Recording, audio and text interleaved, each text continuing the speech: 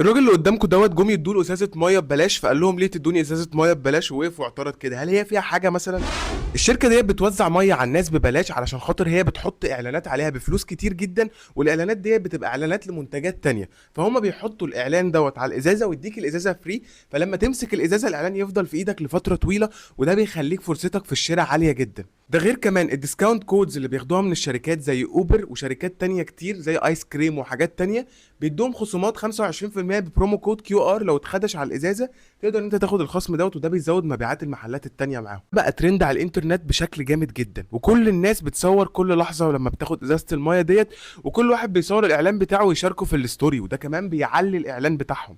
نظري الفكره ديت حلوه جدا، وممكن كمان تتعمل على اكياس الشيبسي او العصاير او على حاجات تانية كتير وتتوزع فري، طالما الموضوع مربح كده. الشركه بتاعت الراجل ده وصلت النهارده قيمتها ل 10 مليون دولار. هو بدأ بس في الفكره من 2018 ونفذها حاليا في 2025، فانت لو عندك فكره قديمه ممكن تنجح، ما تقلقش. الفكره ديت حلوه جدا وعاجبه الناس جدا، والناس بتبقى مبسوطه قوي وهي بتاخد ازايز الميه.